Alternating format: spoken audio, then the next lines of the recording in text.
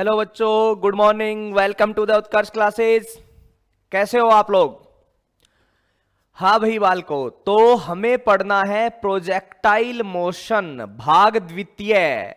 कल मैंने आपको पूरी थ्योरी जो है, थ्योरी तो क्या होता है, मतलब चीजें बता दी थी कि भाई कैसे कैसे प्रोजेक्टाइल में चीजें हैं और हमें इसके बारे में ही बात करनी है। धन्यवाद भाई हरीश। तो आज की जो चीजें हैं वो आगे बढ़ाएंगे। कल हमने कुछ छोटी छोटी बातें पढ़ी थी और उन्हीं के बारे में हम लोग आगे पढ़ने वाले हैं। तो कल का लेक्चर सबने अच्छे से देखा बच्चों? प्रोजेक्टाइल की बेसिक कहानी कल हमें पता चल गई। आज उन्हीं चीजों को आगे बढ़ाएंगे और देखेंगे किस टाइप के अलग अलग क्वेश्चन बनते हैं। ठीक है ना? किस टाइप के अलग अलग क्वेश्चन जो है वो बनते हैं। चलिए भाई, ठीक है,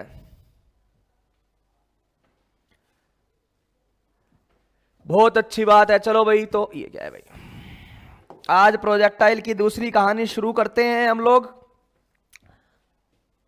बस मैं भी बहुत अच्छा हूं बच्चों, अगर आप अच्छे हो तो हमें और क्या चाहिए। बस एक एग्जाम्पल से मैं एक बात करना चाहूंगा आप लोगों के सामने।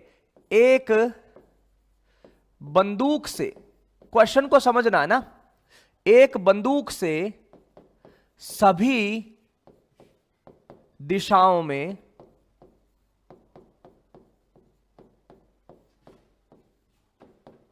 गोलियां की बौछार की जाती है।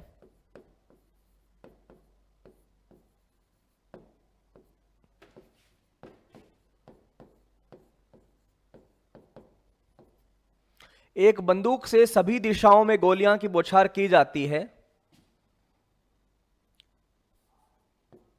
यदि गोली का वेग v0 है तो धरातल पर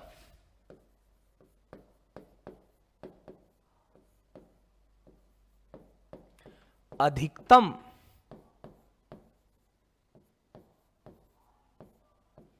संभव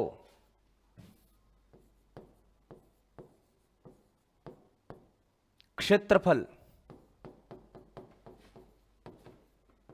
क्या होगा जहां तक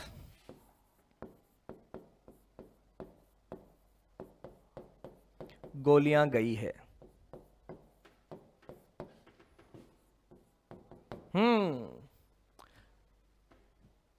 चलो कोई बात नहीं भाई, सबको बहुत बहुत धन्यवाद।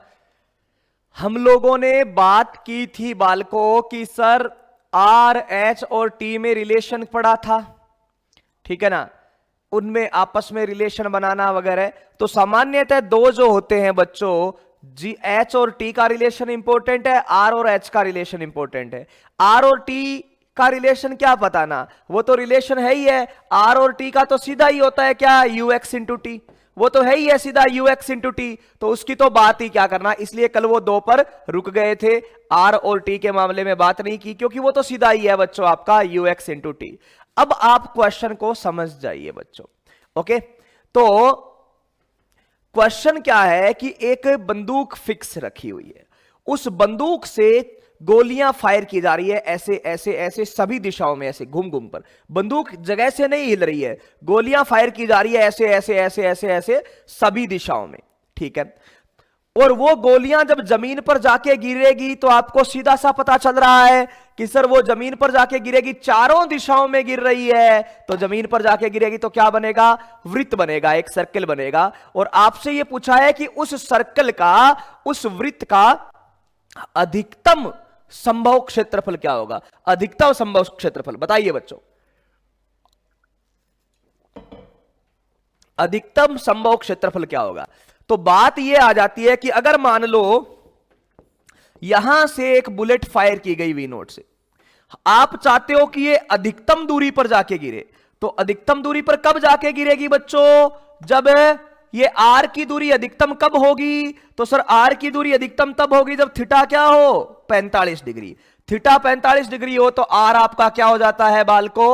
मैक्सिमम। थीटा 45 डिग्री हो तो आर आपका क्या हो जाता है? मैक्सिमम। क्या हो जाता है? मैक्सिमम। बच्चों ने आंसर तो पहले ही दे दिया है वही।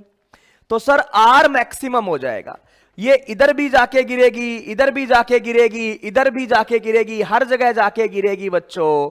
तो वृत्त का पूरा क्षेत्रफल आपको निकालना है। तो सर वृत्त का क्षेत्रफल तो होता है पाई आर स्क्वायर।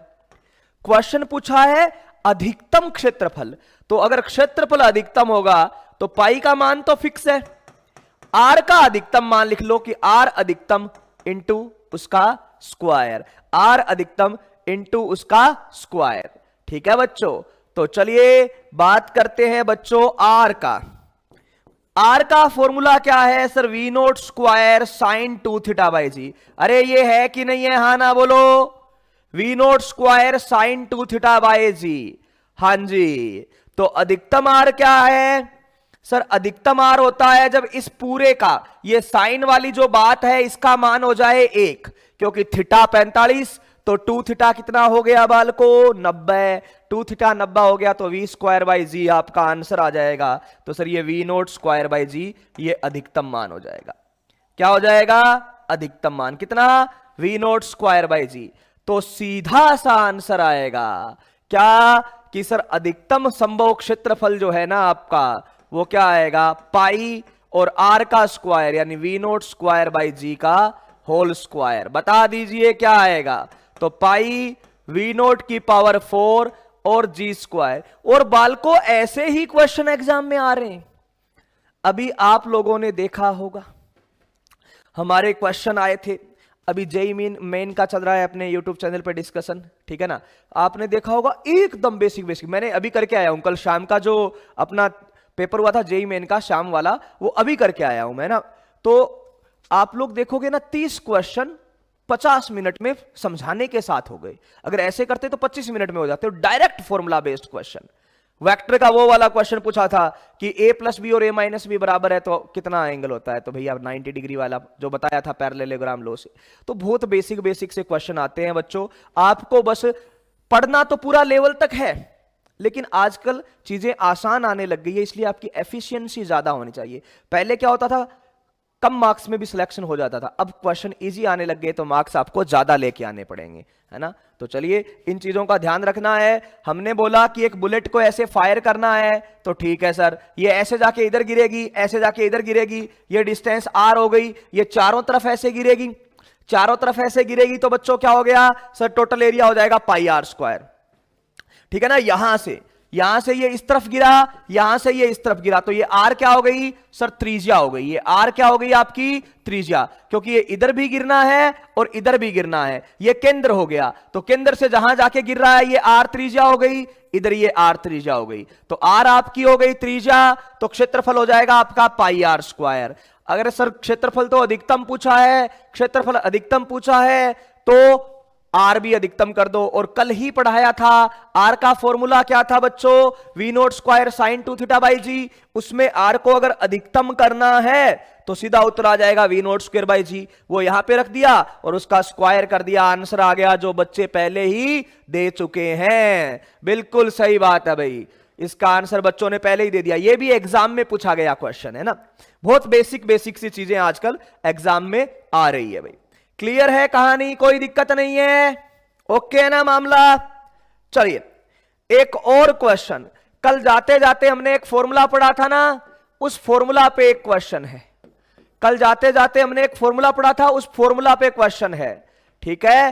क्योंकि भैया अधिकतम करना था इसलिए 45 लेके आए, है ना? अधिकतम करना था इसमें अपने को, आर को क्या करना था? अधिकतम। तो इसका मान अधिकतम कितना हो सकता है सर? साइन का अधिकतम मान कितना हो सकता है?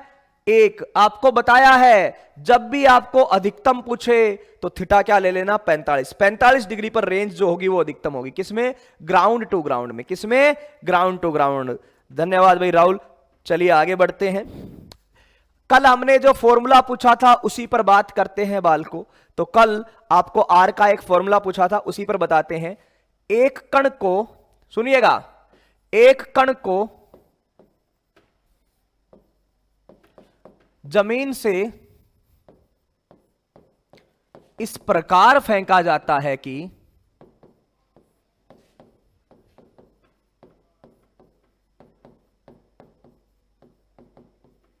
एक कण को जमीन से इस प्रकार फेंका जाता है कि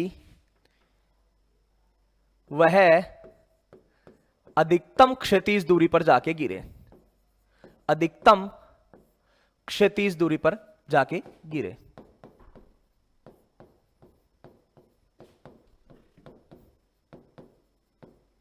क्वेश्चन की लैंग्वेज समझना, इसीलिए मैं लैंग्वेज से बता रहा हूं। अधिकतम क्षैतिज दूरी पर जाके गिरे। इस यात्रा के दौरान, इस यात्रा के दौरान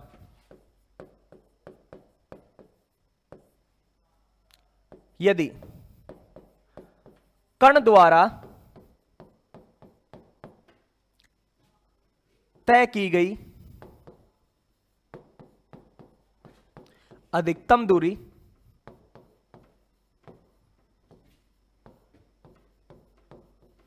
कण द्वारा तय की गई अधिकतम दूरी 50 मीटर है तो क्षैतिज प्रास ज्ञात करो। लाइन का क्वेश्चन है सीधा, क्षैतिज प्रास ज्ञात करो, सीधा सा क्वेश्चन है। आप लोगों को आंसर करना है बालको, और वो करना ही करना है, कोई ऑप्शन नहीं है, सबको उत्तर करना है, ठीक है ना। जल्दी हम लोग वो वाला ऑप्शन पोल वाला क्वेश्चन लेके आएंगे, सबको उत्तर करना है। और कोई ये नहीं पूछेगा कि यहां पर 45 डिग्री कहां पे आया। लैंग्वेज समझो। एक कण को जमीन से इस प्रकार फेंका जाता है कि वह अधिकतम क्षैतिज दूरी पर जाके गिरे। यह बात यहां पर क्लियर हो गई भाई। इस तरीके से फेंका जाता है सर कि वो अधिकतम क्षैतिज दूरी पर जाके गिरे, यानी थीटा 45 डिग्री। ऑटो अंडरस्टैंड हो गया। और गणेश जी ने तो आंसर ही दे दिया सीधा, 200 मीटर। सीधा सा आंसर, 1% नहीं रुके, वो सीधा आंसर दे दिया 200 मीटर। और होना भी चाहिए था भाई बच्चों। सीधा बोला गया है कि सर वो अधिकतम क्षैतिज दूरी पर जाके गिरे। आर का फॉर्मूला है अपने पास 4h cot थीटा। और क्लियर सा बोला गया है कि यहां थीटा बराबर क्या ले लो बच्चों, 45। क्यों? तो थीटा बराबर 45, तो कोट थीटा बराबर कितना हो गया बालको, 1। क्यों लिया 45 भाई? 45 क्यों लिया गया है? वो इसलिए लिया गया है बालको, 45 इसलिए लिया गया है कि इसने बोला है अधिकतम क्षैतिज दूरी पर जाके गिरे। और जब क्षैतिज दूरी अधिकतम होती है तो थीटा 45 होता है। चलिए, तो आर बराबर 4, एच की जगह कितना है 50 मीटर। अच्छा, एच की जगह कितना है 50 मीटर। ओके, कॉट थीटा की जगह 1, तो आपका आंसर आएगा 200 मीटर। कितना?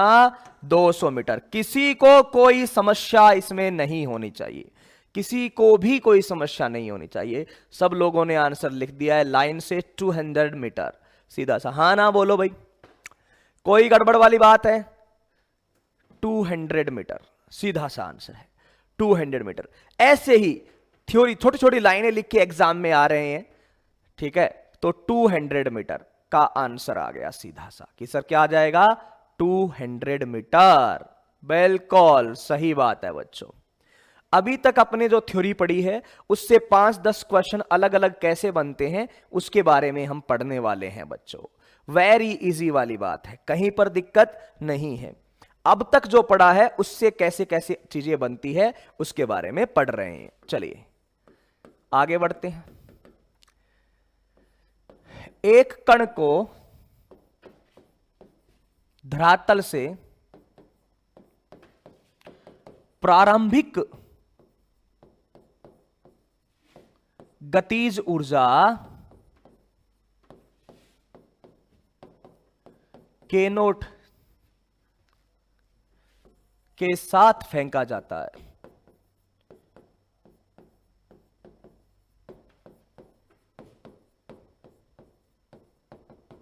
तो तथा अधिकतम ऊंचाई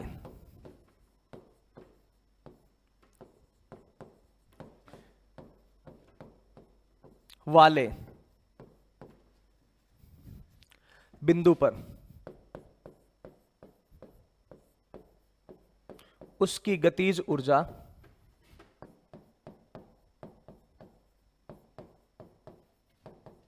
k0/2 होती है, तो प्रक्षेपण कोण ज्ञात करो। यह भी मैं चाहता हूं कि करो।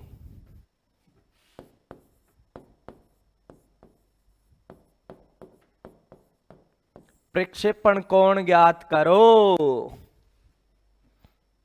कोट 45 का मान 1 होता है ना भाई, रखा था ना कोट 45 1। ये यहां पे कोट 45 ही तो रखा था, कोट थीटा का मान 1।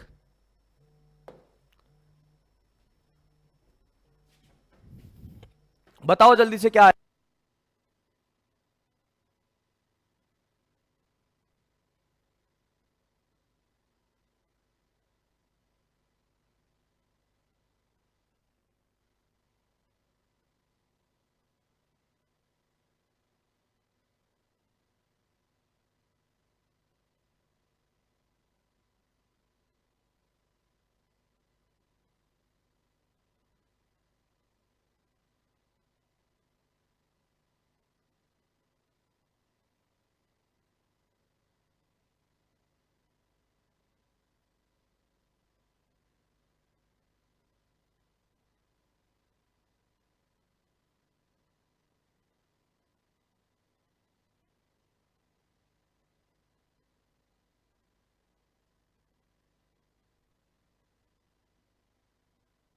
हाँ, क्या उत्तर दे दिया बच्चों ने? 45 डिग्री, 90 डिग्री, 30 डिग्री। ओहो हो भाई, क्या करते हो यार? इतना आसान क्वेश्चन है, क्यों कॉम्प्लेक्स बनाते हो जानबूझ के? क्या बोला गया? अब बच्चे तो हो नहीं, गतिज ऊर्जा के बारे में तो जानते हो क्या होती है, ठीक है ना? ओके, तो हम लोग सीधी बात करेंगे कि एक कण को ऐसे फेंका गया। देखिए, ज्यादा कॉम्प्लेक्स तो करना ही नहीं है बाल को। ये एक कण है, इसको प्रारंभिक वेग v0 से फेंका गया, मान लो एंगल थीटा पे। तो ये बिंदु एक नंबर जगह। आप मुझे ये बताइए, ये 1 नंबर जगह पर इसकी गतिज ऊर्जा होगी क्या? तो सर 1 नंबर जगह पर इसकी गतिज ऊर्जा केवल और केवल k0 होगी, जिसका मान होगा 12 mv02। हाँ ना बोलो, कोई दिक्कत है? जहां से फेंका गया, मैंने माना कि v0 वेग से फेंका, मैंने माना कि v0 वेग से फेंका, तो बालको जब v0 वेग से आपने फेंका है, तो सीधी सी बात है, फेंकी गई जगह पर, शुरुआत वाली जगह पर गतिज ऊर्जा को k0 लिखना है, तो वो क्या हो जाएगा? 12 mv0 का स्क्वायर। जब ये ऐसे जाएगा बालको, और ऐसे जाके आपसे कोई पूछे कि जब वो अधिकतम ऊंचाई वाले बिंदु पर होगा, इस जगह पर, तो सर इस जगह पर y वाला घटक तो शून्य हो जाएगा, केवल कौन सा बचेगा? x वाला घटक। और उस x वाले घटक का मान क्या होगा? v0 cos theta. कौन सा? v0 cos theta. माना कि ये बिंदु नंबर 2 है, तो इस 2 नंबर बिंदु पर गतिज ऊर्जा क्या होगी? सोच कर बताओ, इस 2 नंबर बिंदु पर गतिज ऊर्जा क्या होगी? तो सर 2 नंबर बिंदु पर गतिज ऊर्जा होगी 12 m और ये स्क्वायर, क्योंकि इसके पास सिर्फ वेलोसिटी यही बची है, बिल्कुल। तो 12 m v0 square cos square theta. और बोला गया है बच्चों कि अधिकतम ऊंचाई वाले बिंदु पर गतिज ऊर्जा जो है वो आधी हो जाती है किसकी? k0 की। तो कहां दिक्कत है भाई? जो बोला गया है वो लगा दो। 2 क्वेश्चन, 2 लाइन का क्वेश्चन है। बोला गया है कि k2 जो है वो प्रारंभिक वाले का आधा है, k0/2 के बराबर है। तो चलिए, k2 कितना आ गया? 12 m v0 square cos square theta बराबर 1/2, ये वाला 1/2, और k0 की जगह क्या आ गया? 12 m v0 स्क्वायर। बच्चा ये क्वेश्चन सोल्व कर लेगा तो पता चलेगा बच्चों, 12 m से 12 m कट हो गया, ठीक है सर, 12 m से 12 m कट हो गया, v0 स्क्वायर से v0 स्क्वायर कट हो गया, तो सीधा सा आंसर आ गया। इधर बचा कोस स्क्वायर थीटा, क्या? कोस स्क्वायर थीटा, और इधर बचा 1/2, तो कोस थीटा बराबर 1/√2, तो मतलब थीटा बराबर 45 डिग्री। कितना? 45 डिग्री। थीटा बराबर 45 डिग्री। सब बच्चों को एकदम बेसिक सा ऐसे ही क्वेश्चन पूछे गए। ये भी मतलब एकदम सिंपल सा क्वेश्चन है, ये भी एक एग्जाम में आया हुआ है, सीधा सा आंसर करना है। क्या? कि सर ग्राउंड पर वेलोसिटी जो होगी वो तो हाफ mv नोट है, काइनेटिक एनर्जी कितनी, हाफ mv नोट। अधिकतम ऊंचाई वाले बिंदु पर गतिज ऊर्जा क्या होगी, सर होती तो हाफ mv स्क्वायर ही है, लेकिन वहां पर वेग है ही ये, वहां पर वेग का मान ही ये है, तो ये v की जगह रखना पड़ेगा, तो वहां पर वेग का मान क्या है, v नोट कोस थीटा, तो उसका स्क्वायर करके रख दिया। फिर क्या बोला कि सर ये वाली जो गतिज ऊर्जा है वो ऊपर वाले की आधी है, तो मैंने ऐसे लिख दिया, एक इक्वेशन बनाई, कट कर दिया, वी नोट स्क्वायर से वी नोट सब कुछ कट हो गया, यहां बचा कोस स्क्वायर थीटा और यहां पर ये वाला आधा बचा, क्यों, अंदर वाला हाफ तो इससे ये कट हो गया, तो यहां पर ये हाफ बचा, हाफ तो रूट कर दिया तो कोस थीटा हो गया, एकदम आसान सा, तो थीटा बराबर 45 डिग्री। क्लियर, हाँ बिल्कुल दीपक जी, बिल्कुल सही बात है, क्लियर है कहानी, कोई दिक्कत वाली बात नहीं है ना बालको, एकदम आसानी से क्वेश्चन करना है, कहीं पर नहीं घबराना है, बिल्कुल सीधा सा सीधा क्वेश्चन आएगा ना। चलिए भाई बच्चों, सीधा आंसर, एक और क्वेश्चन सीधा सीधा, क्या बोला गया है देखिए,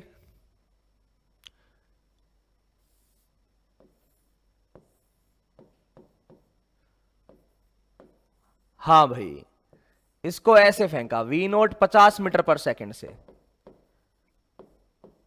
आपको ये वाला एंगल दे दिया 37, गुमराह करने के लिए, सिर्फ गुमराह करने के लिए, ठीक है ना, सिर्फ और सिर्फ गुमराह करने के लिए ये वाला एंगल दे दिया।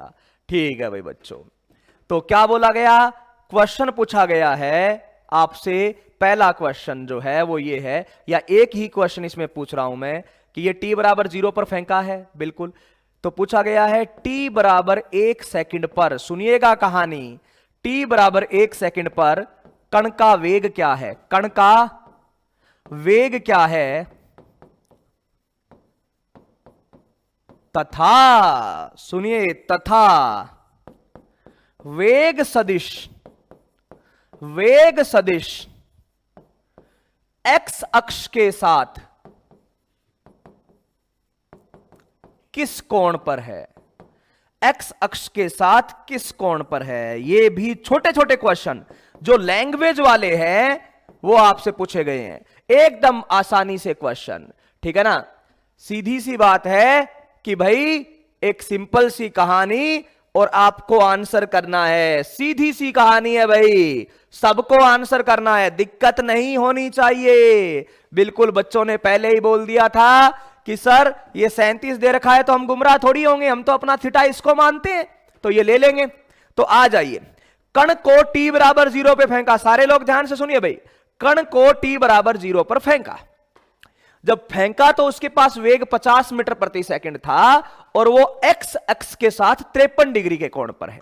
आपको पता है बच्चों, धीरे धीरे धीरे धीरे धीरे धीरे ऊपर जाता है, धीरे धीरे धीरे धीरे जब ऊपर जाता है तो x अक्ष के साथ कोण घटता जाता है और अधिकतम ऊंचाई वाले बिंदु पर तो केवल x अक्ष पर ही बचता है, यानी वेग जो भी है वो x अक्ष पे ही बचता है। पिछले क्वेश्चन में यही तो किया था कि भाई अधिकतम ऊंचाई वाले जगह पर वेग क्या है, केवल x वाला है, y वाला तो बचा ही नहीं है। लेकिन गतिज ऊर्जा में तो टोटल वेग निकालना होता है, क्या निकालना होता है, टोटल वेग निकालना होता है। अब टोटल तो जितना है उतना ही है, तो कितना था सर, वहां पे x वाला बचा था। तो अगर आपको कोई बोले कि अधिकतम ऊंचाई वाली जगह पर बात करो तो वहां पर पूरा का पूरा वेग यही होता है, x वाला ही होता है, तो वो उस समय तो सर 0 डिग्री का कोण बनाता है। कितना बनाता है, 0 डिग्री का। अधिकतम ऊंचाई वाली जगह पर क्या कोण बनाता है, 0 डिग्री का बनाता है। बताया ना भाई ओम प्रकाश, अभी अधिकतम ऊंचाई वाले पर तो क्या बनाता है, 0 डिग्री वाला बनाता है। क्यों, क्योंकि उस जगह पर तो केवल x एक्सिस का ही वेग होता है, टोटल वेग जो भी है वो क्या है, x एक्सिस का है।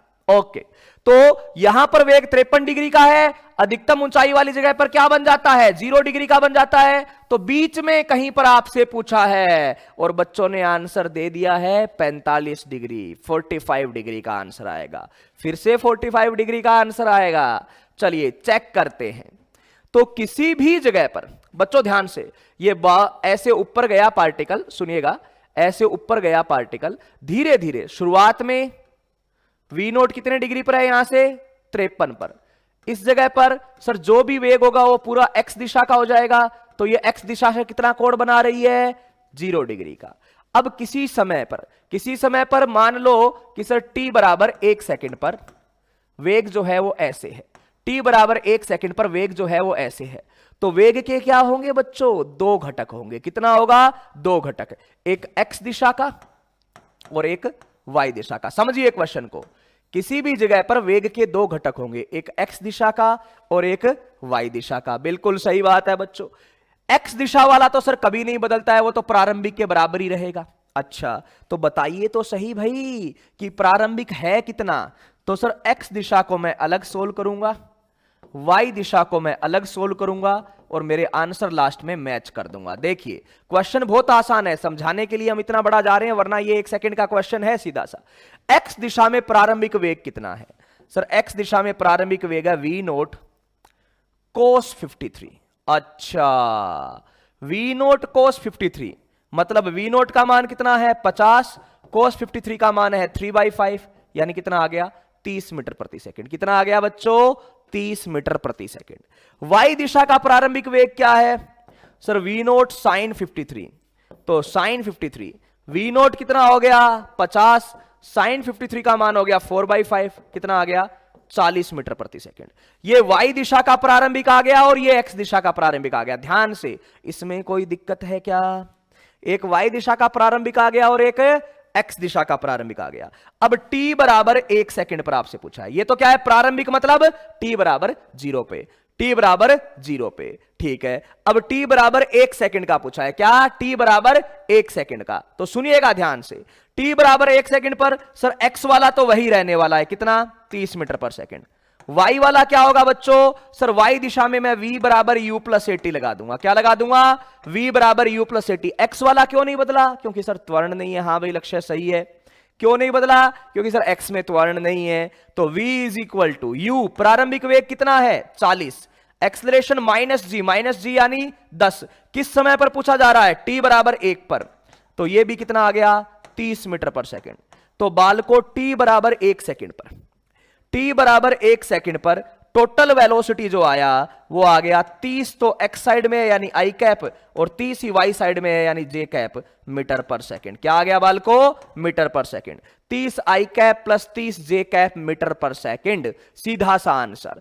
तो किसी भी समय पर आपसे पूछे, इतना बड़ा करना नहीं है, मैं बता देता हूं भाई। अब कॉमन सेंस डेवलप कर लेना है आपको कि सर एक पार्टिकल को फेंका तो उसके दो कंपोनेंट होंगे, एक x वाला और एक y वाला। x वाला कभी नहीं बदलेगा, तो सर वो 30 का 30 रहेगा। y वाला क्या होगा सर, किसी भी जगह पर आपको y वाला निकालने का बोले तो आप लिख देना सीधा सा, क्या v is equal to u plus 80। तो u 40 है, a माइनस 10 और t 1 आ गया, तो ये हो गया। तो आपके पास नेट वेलोसिटी जो आई बच्चों वो 30 आई कैप में और 30 जे कैप में आ गई। सुनिए ध्यान से एक बार, देखिए फिर वापस वहीं पे जाते हैं। नेट वेलोसिटी आ गई 30 आई कैप प्लस 30 जे कैप, यानी t बराबर 1 सेकंड पर पार्टिकल के पास वेलोसिटी ऐसे है, इधर का कंपोनेंट भी 30, ये वाला कंपोनेंट भी 30, यानी x वाला भी 30 y वाला भी 30, तो नेट ये आ जाएगा 30 और 30, तो नेट आ जाएगा 30√2 मीटर पर सेकंड, 30√2 मीटर पर सेकंड। लेकिन अगर आपसे कोई बोले कि ये एंगल अल्फा बताओ, अगर आपसे कोई बोले कि ये एंगल अल्फा बताओ, तो आपको पता है tan अल्फा का क्या फॉर्मूला होता है सर, जिससे एंगल पूछ रहे हैं उसको नीचे रखो, यानी Vx को नीचे रखो और दूसरे वाले को ऊपर रखो। ये आपका Vx है और ये आपका Vy है, तो Vx को नीचे Vy को ऊपर, तो 30 बटा में 30 सर, 30 बटा में 30 तो 1 आ गया, यानी अल्फा कितना आ गया 45 डिग्री। इससे क्यों निकाला, क्योंकि क्वेश्चन में पूछा था एक्स अक्ष से कोण, तो सीधा सा आ जाएगा 45 डिग्री। हाँ भाई बच्चों, क्या इसमें किसी को कोई दिक्कत है, एकदम इजी क्वेश्चन था, किसी को भी टेंशन नहीं होने वाली क्वेश्चन था कि सर t बराबर 1 सेकंड पर कण का वेग क्या है तथा वेग का एक्स एक्सिस के साथ क्या है। शुरुआत में किस एंगल से पूछा गया सर, मुझे जो फॉर्मूला याद है ना वो सारे फॉर्मूला क्या है, मैंने यहीं से थीटा लिया है, मैंने थीटा यहीं से मिला है और मैंने यही रटा है सर, तो कोई दिक्कत नहीं। यहां से 37 है तो टोटल तो 90 ही होता है ना भाई, तो टोटल 90 होता है, तो 37 में से ये 90 में से 37 हटाओगे तो इधर वाला क्या आ जाएगा 53 आ जाएगा, और उसको मान के करते जाएंगे तो वेग ये आ जाएगा। x वाला तो सर 30 का 30 रहेगा, y वाला शुरुआत में 40 है, फिर मैंने क्या कर दिया v माइनस यूटी किया तो 30 आ गया। किसी समय पर वेग निकालने का ये तरीका है। हाँ भाई,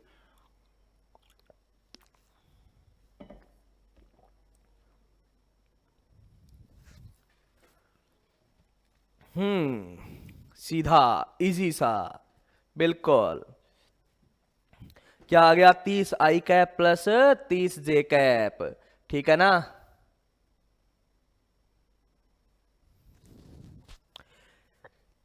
सीधा करना कैसे है वो प्रोसेस आपको बता दी गई है। आप लोगों को समझना है एक एक चीज को, और फिर जिनको थोड़ी बहुत दिक्कत आती है ना बच्चों, चीजें याद नहीं रहती है, वो इन्हीं क्वेश्चन को, जो सोल्व्ड क्वेश्चन है, इनको ही वापस से कर लेना है। चलिए आगे बढ़ते हैं, और एक अच्छा सा क्वेश्चन आपको मैं अब बताता हूं। एक अच्छा सा क्वेश्चन मैं आपको बताता हूं, ध्यान से सुनिएगा। ये वी नोट से फेंका एंगल थीटा पे। क्वेश्चन क्या पूछा गया है? जब कण अपनी अधिकतम ऊंचाई पर होगा, अधिकतम ऊंचाई पर होगा, तब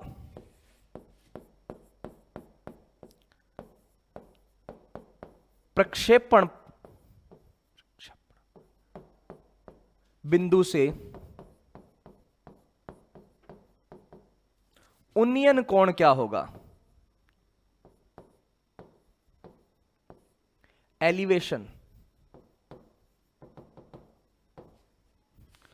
कोण क्या होगा? 10वीं में पढ़े हैं ना ये चीज भाई, उन्नयन अवनमन कोण, उन्नयन कोण अवनमन कोण, अरे हाँ ना, 10th क्लास में पढ़े हैं ना, उन्नयन कोण अवनमन कोण, ठीक है ना। तो वही बात है बच्चों, आपको बताना है सीधा सा, ठीक ठीक सा, कोई ज्यादा हाई फाई नहीं है, एकदम बेसिक सा क्वेश्चन है, ठीक ठीक सा हम लोग इसको बोल सकते हैं।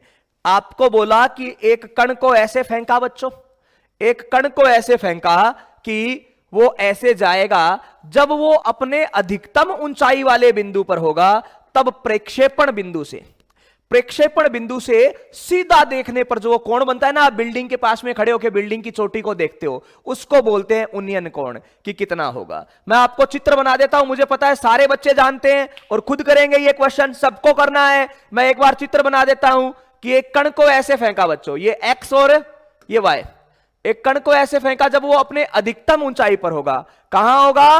अधिकतम ऊंचाई पर होगा। कहां?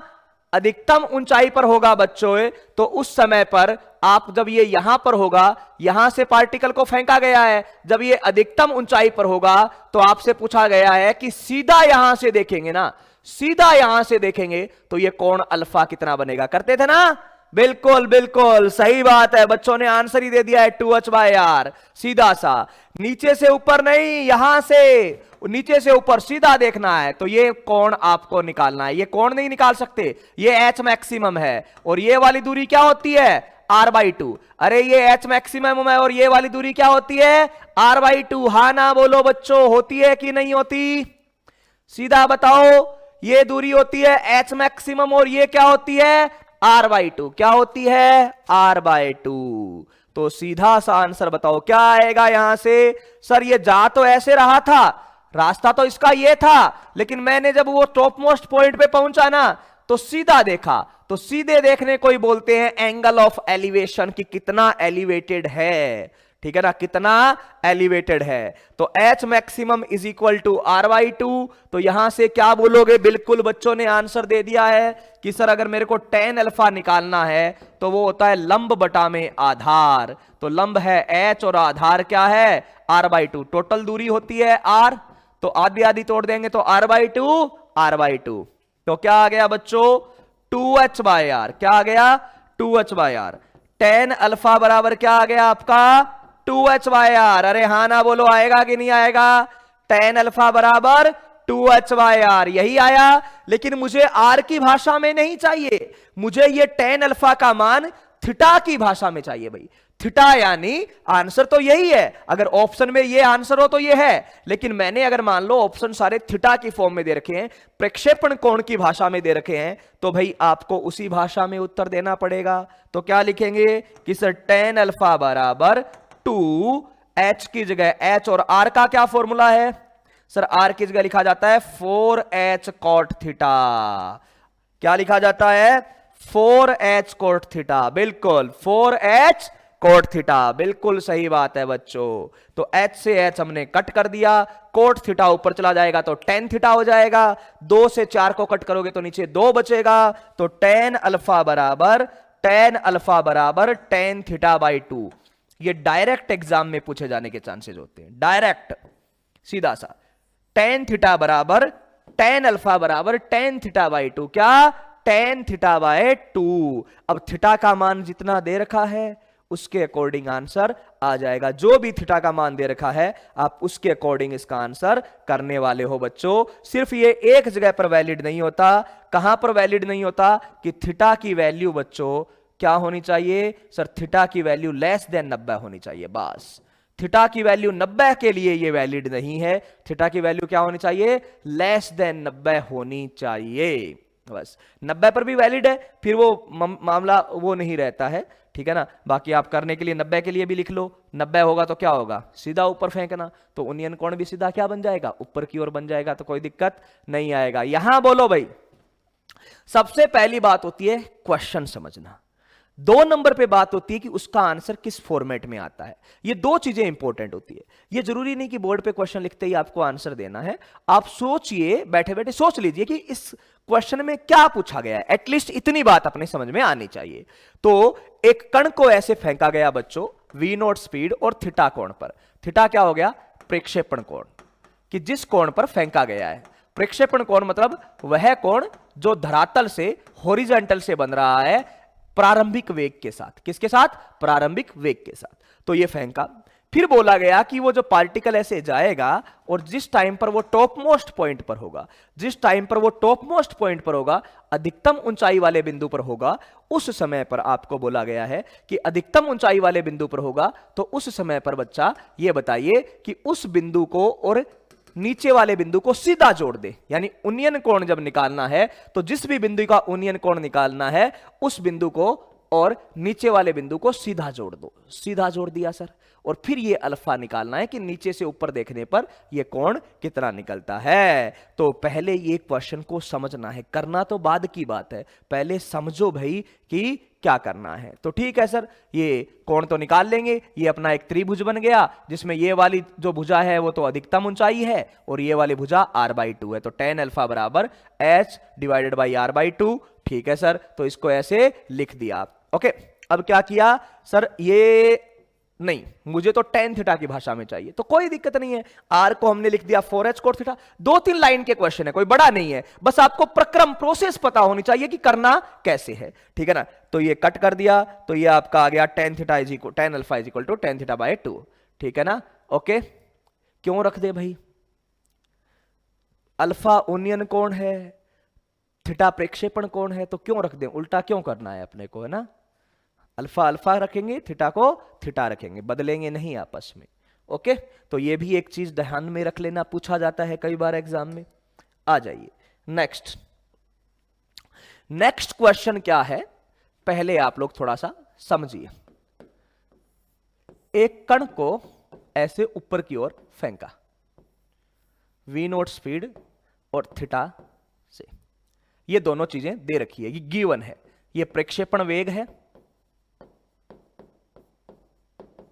और ये प्रक्षेपण कोण है। आप लोग करोगे, इस पर मैं 2 क्वेश्चन करवाऊंगा। पहला सीखने के लिए है बच्चों और दूसरा सबको करना है।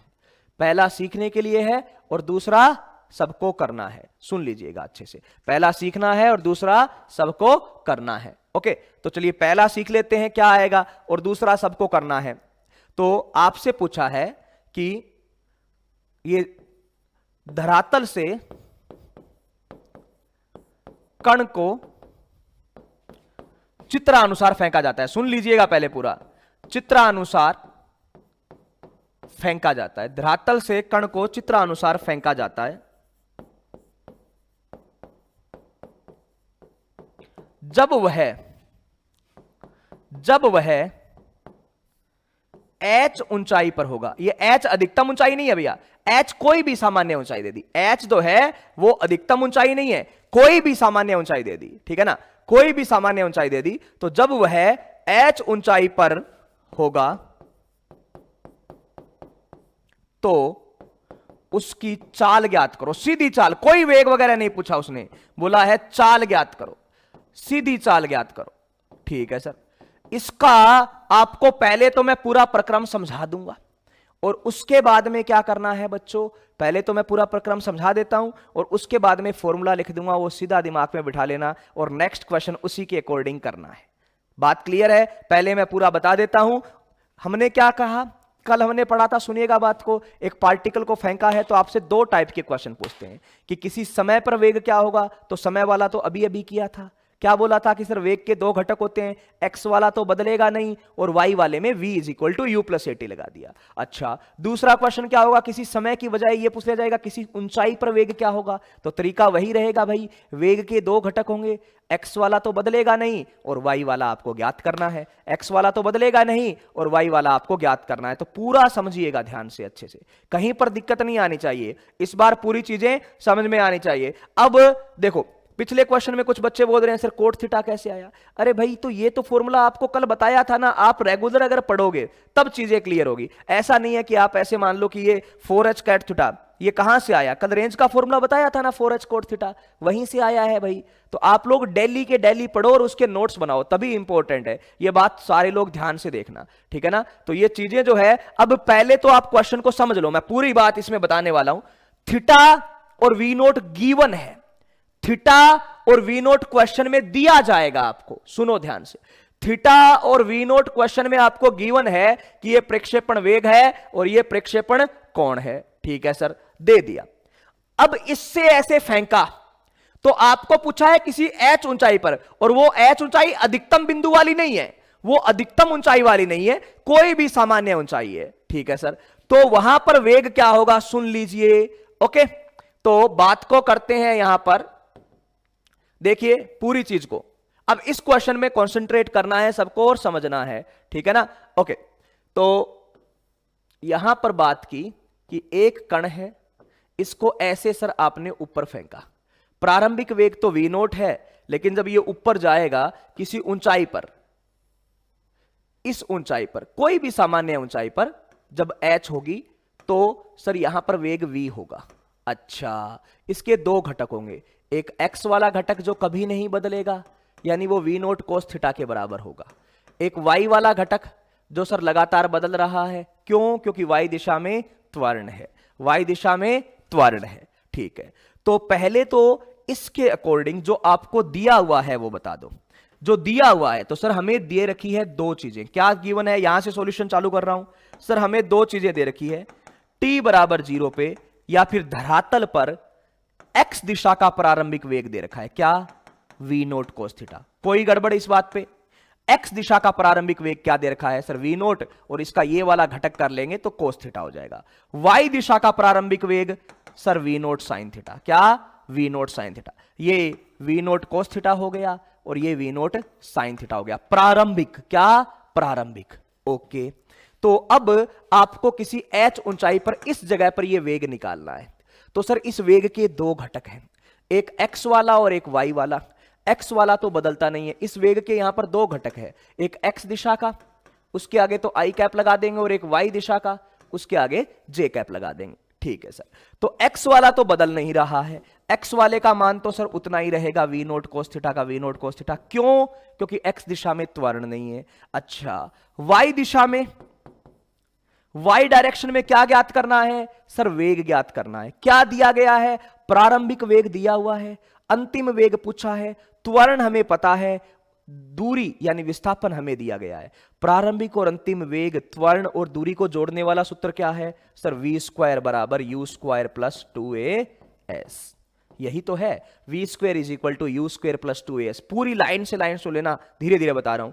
तो इस जगह पर y दिशा का वेग मैंने बोल दिया vy स्क्वायर, क्या, vy square is equal to प्रारंभिक वेग क्या है सर, प्रारंभिक वेग y दिशा का है v नोट साइन थीटा, क्या, v note sine theta, square कर दिया बच्चों तो v note square sine square theta, plus 2gh, मैंने बताया था एक्सलरेशन बच्चों नेगेटिव लेना है, तो माइनस 2g, h ऊपर गया है तो विस्थापन पॉजिटिव, अगर नीचे आया हुआ होता तो विस्थापन नेगेटिव लेते, लेकिन यहां पर पॉजिटिव लेंगे।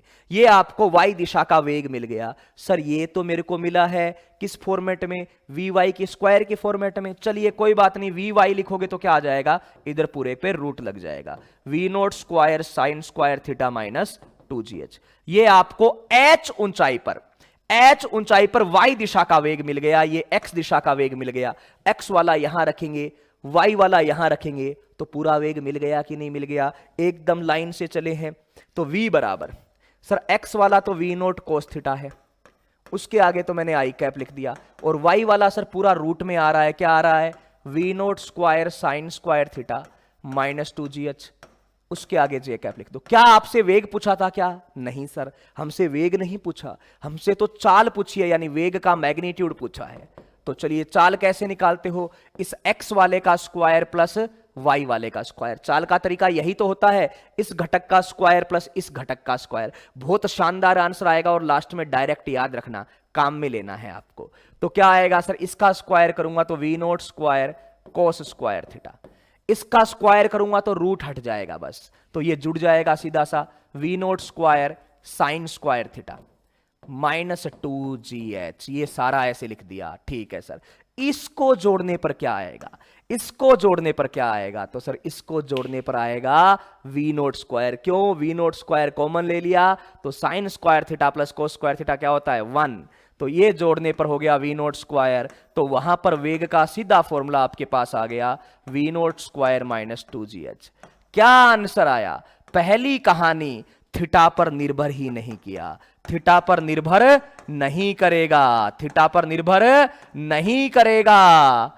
उत्तर में देख लो, थीटा पर केवल वेग निर्भर करेगा, चाल जो है वो थीटा पर निर्भर ही नहीं करेगी। सीधा आंसर लिखोगे, ध्यान रखना, सीधा आंसर समझना है बालको आपको, कि किसी भी कण को प्रारंभिक वेग v0 से फेंका, किसी थीटा पर फेंको, h ऊंचाई पर उसका वेग क्या होगा, तो आप लोग क्या लिखोगे, चाल।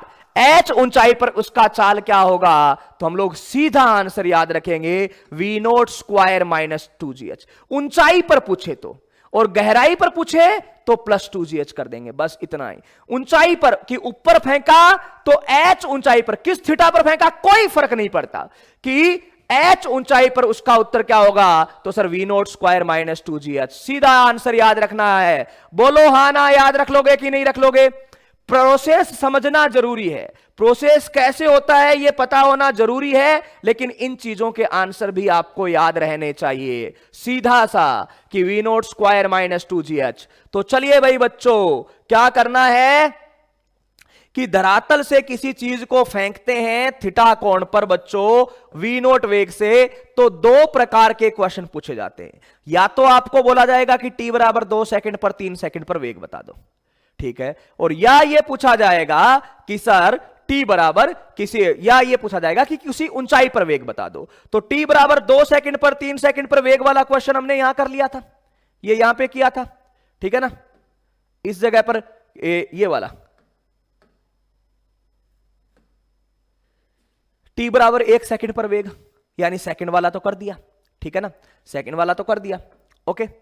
अरे 1/cot थीटा tan थीटा होता है बेटा, ये 1/cot थीटा जो होता है ना, ये कहां गया, ये ना बेटा, tan थीटा जब ऊपर जाएगा ना, 1/cot थीटा को मैंने tan थीटा लिखा था, है ना, टेंशन नहीं लेनी है।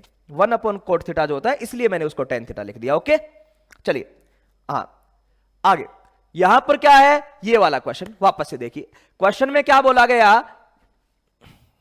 कि ये v0 है और ये थीटा कोण पर आपको, v0 है और ये थीटा कोण पर आपको बॉल को फेंका गया है, ठीक है। ये ऐसे जाएगी तो h ऊंचाई पर, ठीक है ना, h ऊंचाई पर आपको ये बताना है कि वेग क्या होगा। h ऊंचाई पर वेग क्या होगा, तो सर वेग के दो घटक कर लेंगे, एक x दिशा वाला और एक y दिशा वाला। x वाला तो सर कभी नहीं बदलता है, तो ये v0 cos थीटा रहेगा। y वाला सर बदल रहा है, तो सीधी सी बात है कि ऊंचाई के साथ बदल रहा है, यानी विस्थापन के साथ बदल रहा है, तो v square is equal to u square plus 2as लगा दो। तो ये प्रारंभिक वेग है बच्चों, एक्सेलरेशन नेगेटिव होता है तो -2g। डिस्प्लेसमेंट कितना है, s कितना है, सर s जो है वो h है, वो रख दिया। तो ये y दिशा का वेग आ गया, ठीक है ना, ये y दिशा का वेग आ गया। चलिए ओके, ये y दिशा का वेग आ गया, ये x दिशा का वेग ये कभी नहीं बदलता, ये y दिशा का वेग है, तो ये वेग तो आ गया। ठीक है, बिल्कुल सही बात है भाई, नहीं पंकज चेंज नहीं होता है किसमें, ग्राउंड टू ग्राउंड प्रोजेक्टाइल में। अभी बात किसकी कर रहे हैं, ग्राउंड टू ग्राउंड प्रोजेक्टाइल में, तो ये चेंज नहीं होता है, ठीक है ना, कौन सा, ये वाला ग्राउंड टू ग्राउंड। बाकी चीजें में देखें चेंज कब होगा वो बात बाद में करेंगे। यहां पर जमीन से जमीन फेंकने पे या फिर ऊपर से नीचे फेंकने पे, इस टाइप वाले क्वेश्चन में एक्स दिशा का चेंज नहीं होता है ना, इसलिए ये रह गया। तो वेग आ गया, तो क्या करेंगे बच्चों, इसका स्क्वायर प्लस इसका स्क्वायर करके आंसर निकालेंगे। याद रह जाएगा सीधा सा फॉर्मूला, फॉर्मूला याद रखना है, सीधा फॉर्मूला आपको आना चाहिए। तो चलिए भाई बच्चों, एक क्वेश्चन का आंसर जल्दी से बता दीजिए, सीधा सा फॉर्मूला बेस्ड क्वेश्चन पूछ रहा हूं, आंसर आना चाहिए सबका। चलिए, और ऐसे क्वेश्चन आ जाते हैं एग्जाम में, तो सीधा सर ये वी नोट 50 मीटर पर सेकंड से मैंने फेंका, कितने पे फेंका, तो सर मैंने 45 डिग्री पे फेंक दिया। वैसे तो कोई फर्क नहीं पड़ेगा, वैसे तो कोई फर्क नहीं पड़ेगा भाई। तो आपको पूछा है जब कण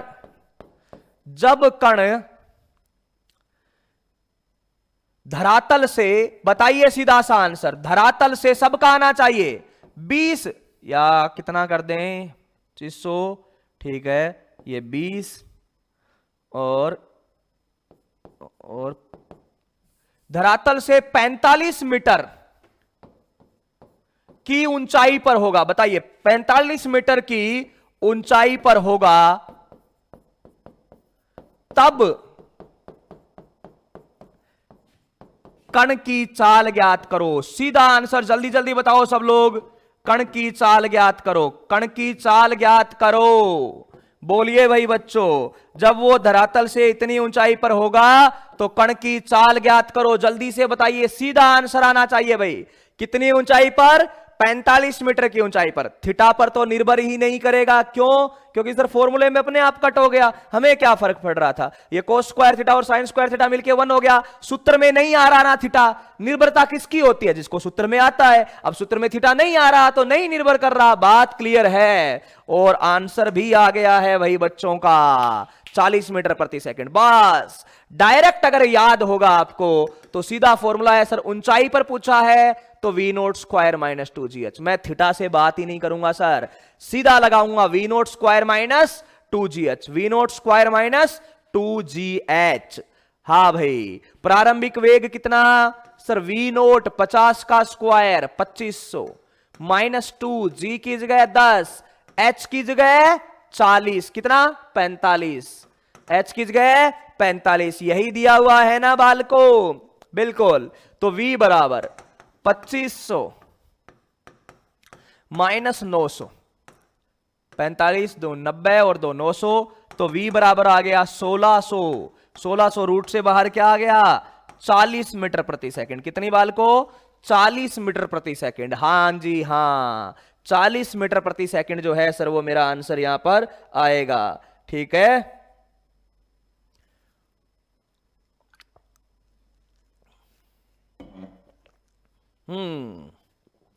इसमें कोई दिक्कत नहीं है, सारे बच्चे बता दो, सीधा फॉर्मूला याद कर लोगे ना बच्चों।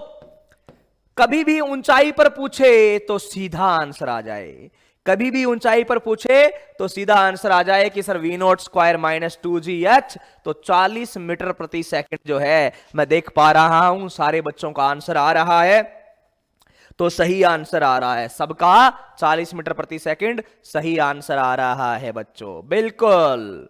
चलिए भाई बच्चों, और गहराई वाले क्वेश्चन करेंगे तब गहराई वाला बता देंगे, ओके। चलिए, बहुत अच्छी बात है भाई, सबका हो गया। अब एक थ्योरी की चीज पढ़ते हैं। जब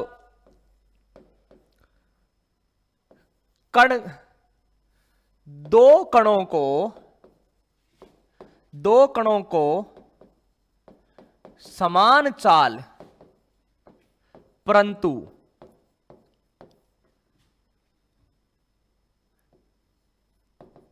पूरक कोणों पर फेंका जाए, पूरक कोणों पर फेंका जाए, कौन पर फेंका जाए। सुनिए बच्चों, इसके भी क्वेश्चन बहुत आए हैं, इसके भी डायरेक्ट चीज आई है। ओके, चलिए पूछा क्या गया है कि जब दो कणों को समान चाल परंतु पूरक कोणों से फेंका जाए, समान चाल परंतु पूरक कोणों से फेंका जाए, तो आप लोग क्या लिखोगे कि सर ये कण पहला मान लिया और ये कण दूसरा मान लिया। सुनिएगा, अगर मैं फेंक रहा हूं, ये x और ये y है, पहला कण मैंने ऐसे फेंका v0 वेग से θ1 पे, कोण क्या है θ1। दूसरे कण को मैंने ऐसे फेंका x और y v0 वेग से θ2 पे। अच्छा सर ये पूरक कोण क्या होते हैं, ये पूरक कोण क्या होते हैं? तो क्या लिखेंगे बच्चों, पूरक कोण का मतलब है कि दो चीजों को जोड़ने पर, दोनों कोणों को जोड़ने पर कितने आ जाए 90, ठीक है ना। जैसे मान लो इधर 15 से फेंका जा रहा है, इधर क्या आ जाए 75 आ जाए, ठीक है ना। तो इधर आपका 30, यहां 60, यहां 45, 45, इधर 20, इधर 70, यानी टोटल मिला के आपके पास क्या होने चाहिए 90 होने चाहिए। उनको बोलते हैं बच्चों पूरक कोण, ठीक है, पूरक कोण। चलिए, अरे बहुत इजी सा था, पेपर को आप देखोगे ना बहुत इजी था, आप देख लेना, आपने यूट्यूब चैनल पे पढ़ा।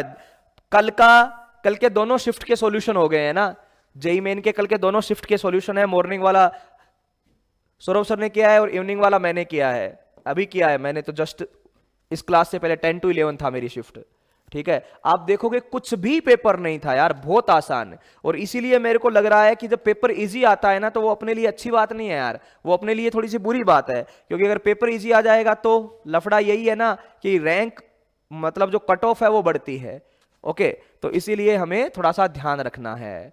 हाँ भाई, तो कॉम्प्लीमेंट्री एंगल क्या बोलेंगे, कॉम्प्लीमेंट्री एंगल θ1 प्लस θ2 क्या बोलेंगे, कॉम्प्लीमेंट्री एंगल है सर। ओके, तो कॉम्प्लीमेंट्री एंगल पर फेंका जाए बाल को तो क्या आंसर आएगा θ1 और θ2 पर। तो क्या क्या फर्क पड़ता है ये ध्यान रखना। ओके, क्या क्या फर्क पड़ता है ये आपको ध्यान रखना है। पूरक या संपूरक है ना, ऐसा ही बोलते हैं ना, पूरक भी बोल देते हैं संपूरक बोलते हैं हिंदी में। क्या कॉम्प्लीमेंट्री को पूरक और संपूरक दोनों ही बोलते हैं क्या, या दोनों में कोई डिफरेंस है संपूरक और पूरक में? चलो संपूरक लिख देते हैं भाई, कहां ही दिक्कत है। भावनात्मक रूप से समझते जाना कि कॉम्प्लीमेंट्री एंगल यानी संपूरक कोण, यानी दोनों को जोड़ने पर आपके क्या आने चाहिए 90 डिग्री का बनना चाहिए। तो ऐसे क्वेश्चन में आपसे क्या पूछा जाएगा, सुनो चाल बराबर है, देख लेना v0 बराबर है, फिर कंफ्यूजन नहीं होना चाहिए। तो t1 यहां पर उड़यन काल क्या होगा और यहां पर उड़यन काल क्या होगा बताइए। तो सर t1 यहां पर जो उड़यन काल है वो क्या होगा आपका, सर यहां पर उड़यन काल जो है वो 2v0 sin θ1 बाई जी होगा। अच्छा, और यहां पर उड़यन काल इस जगह पर सर यहां होगा 2v0 sin θ2 बाई जी, यही होगा 2v0 sin θ2 बाय जी। अच्छा संपूरक, अच्छा पूरक में 180 होते हैं, हाँ यार। अब यार देखो मेरे को हिंदी में कंफ्यूज मत क्या करो, ये मैं अब यहां पर लफड़ा कर देते हो। संपूरक में 180 होते हैं, चलो देखते हैं।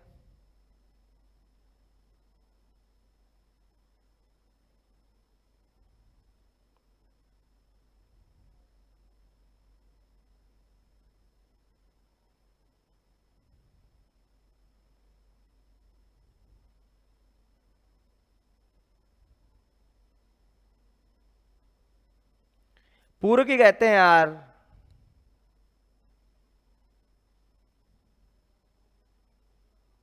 गलत करवा देते हो मेरे से जानबूझ के, देखो ये बात गलत है ना, मैं आप पे भरोसा करता हूं। पूरक ही कहते हैं इसको, ये देखो कितने गलत बच्चे हैं ना, हिंदी में मजे ले जाते हैं। बताओ, पूरक ही बोलते हैं, सही से रट के आया था मैं, पूरक बोलते हैं, ठीक है ना। पूरक का मतलब कॉम्प्लीमेंट्री होता है, देखो कॉम्प्लीमेंट्री समझ लो, है ना। कॉम्प्लीमेंट्री का मतलब हो गया आपका जिनको जोड़ने पर 90 होता है, यानी पूरक। ये संपूरक वगैरह कुछ और होता होगा, ठीक है ना, लेकिन पूरक बोलते हैं इसको। क्या बोलते हैं, पूरक। पूरक का मतलब 90, ये बात क्लियर है। पूरक कौन बोला गया, कॉम्प्लीमेंट्री 90 डिग्री। चलिए भाई, तो आप लोग समझ जाइए, अब छोड़ दो उसको, ठीक है ना। तो कॉम्प्लीमेंट्री बोलते हैं इंग्लिश में। ये वाली बात क्लियर है, यहां पर तो किसी को कोई दिक्कत है नहीं। T1 बराबर क्या होता है 2v sin θ1 बाई जी। ये वाला सर T2 बराबर 2v नोट साइन θ2 बाई जी। अब बालको इनमें हमें रिश्ता निकालना है, सुनते जाना आप, ध्यान से नहीं सुनना है ना, ध्यान देनी है यहां पे पूरी की पूरी। ध्यान से नहीं सुनोगे ना तो उड़ जाओगे, तो ध्यान से सुनो और कैसे क्वेश्चन बनेंगे वो भी मैं बताऊंगा। ओके, तो यहां पर साइन θ2 की जगह मैं क्या लिख रहा हूं, ध्यान से सुनो, θ2 की जगह मैं लिख रहा हूं 90 माइनस θ1, ठीक है ना, 90 माइनस θ1। तो 2v नोट साइन 90 माइनस θ1, इसको मैंने जैसे ही 90 माइनस θ1 लिखा बालको, आप मुझे बताइए, सब समझदार लोग हैं, 90 माइनस θ1 को cos θ नहीं लिख सकते क्या? 90 माइनस θ1 को cos θ नहीं लिखते क्या? तो 2v नोट cos θ1 बाय जी, 2v नोट cos θ1 बाय जी। 90 माइनस θ1 को मैंने क्या लिख दिया, cos θ1 लिख दिया। ठीक है भाई, तो अब आप लोग मुझे ये बताइए T1 बाई T2 का उत्तर क्या आएगा। ये T1 आ गया, ये T2 है आपके पास इतना बड़ा, ये T1 है, इन दोनों को भाग देंगे तो उत्तर क्या आएगा, क्या उत्तर आएगा बताओ, चलिए, है ना, क्या उत्तर आएगा बताइए। T1 बाई T2 का आंसर क्या आएगा, बिल्कुल लिख सकते हैं सर, क्या आएगा, बिल्कुल सर tan θ1 हो जाएगा। क्या हो जाएगा, tan θ1 सही आंसर है। क्या हो जाएगा, tan θ1 आंसर आ जाएगा कि भाई T1 और T2 का जो रेशियो है उसको tan θ1 से पहचाना जाएगा। लेकिन ध्यान रखना θ1 कौन सा है, पहले वाले का एंगल ऑफ प्रोजेक्शन, पहले वाले का एंगल ऑफ प्रोजेक्शन। तो फिर से सुनो बाल को, मैंने क्या बोला कि एक कण को V नोट से θ1 पे फेंका और एक को V नोट से θ2 पर फेंका, दोनों कॉम्प्लीमेंट्री एंगल है, कॉम्प्लीमेंट्री एंगल है, इसका मतलब θ1 प्लस θ2 बराबर 90 डिग्री है। तो पहले वाला तो सीधा फॉर्मूला लगा दिया 2v नोट साइन θ1 बाई जी। दूसरा क्या हो गया सर, T2 बराबर 2v नोट साइन θ2 बाई जी, और θ2 को मैंने क्या लिखा बाल को, सर θ2 को, ये θ1 को इधर भेज दिया तो उसको लिख दिया 90 माइनस θ1 लिख दिया। साइन 90 माइनस थीटा क्या होता है, साइन 90 माइनस थीटा क्या होता है, तो साइन 90 माइनस थीटा क्या होता है, कोस थीटा होता है। चलिए यहां पर θ2 था, देखो θ2 को क्या लिखेंगे, तो दो चीजें हैं, θ1 प्लस θ2 बराबर 90, तो θ2 बराबर क्या आ गया 90 माइनस θ1, 90 माइनस θ1, क्यों, क्योंकि इसको इधर भेज दिया। ये यहां पर लिखा बच्चों, तो साइन 90 माइनस थीटा क्या होता है, साइन 90 माइनस थीटा क्या होता है, कोस थीटा। तो 2v नोट cos θ1 बाई जी। अब इसको नीचे रखना है, इसको ऊपर रखना है, तो 2v नोट से 2v नोट कट हो गया, देखिए 2v नोट से 2v नोट कट हो गया, ये 2v नोट बाई जी से 2v note by ji cut हो गया, बिल्कुल। यहां बचा साइन θ1, यहां बचा cos θ1, दोनों का भाग दे दिया, साइन θ1 और cos θ1, क्या आंसर आ गया, tan θ1। क्या आ गया, tan θ1। सीधी सी बात है, कहीं टेंशन वाली बात नहीं है बच्चों। चलिए सीधा आ गया tan θ1, बिल्कुल सही बात है। ओके, अब ऐसे ही मुझे H1 और H2 में रिश्ता बता दो भाई, H1 और H2 में क्या रिश्ता आएगा, सारे लोग जानते हो, बता दो। हाँ बिल्कुल, tan θ1 है तो cot θ2 भी इस तरीके से कर सकते हैं, लेकिन अपने को ज्यादा चीजें याद नहीं रखनी है, कंफ्यूजन नहीं करना है, तो सिंपल सा tan में याद रखेंगे। और थीटा कौन सा रखा है बच्चों, ये भी बता देना, थीटा कौन सा रखा है, पहले वाला। अच्छा, T1 और T2 में ऊपर भी कौन सा है, पहले वाला, तो T1 बाय T2, ऊपर कौन सा है, फर्स्ट डिवाइड बाय सेकंड, तो यहां पर थीटा भी किसका लिया, जो ऊपर है, ऊपर है यानी पहले वाला। जल्दी से H1 और H2 का आंसर आना चाहिए। हाइट्स में क्या रिलेशन होगा, जल्दी से बता दीजिए बच्चों।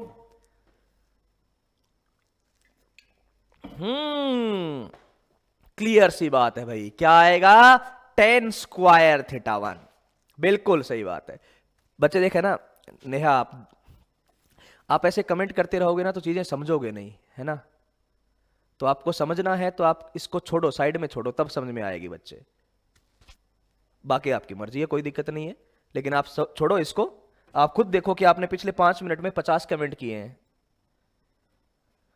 तो आप ध्यान से देखो बेटा, और कुछ नहीं है। tan square theta 1। सबसे पहला आंसर किसका आया भाई? ज्योति जी का आया। ओके, फिर विनोद जी ने बताया, फिर अमन जी ने बताया, तो सब लोग आंसर सही से बता रहे हैं। ठीक है ना? बिल्कुल बिल्कुल भाई हसन साहब, बिल्कुल। तो tan स्क्वायर, अब सब बच्चों ने आंसर बता दिया है लाइन से, और बताएं भी क्यों नहीं, सीधा सा तो फॉर्मूला है, क्या है? V naught square sine square theta 1 by 2g।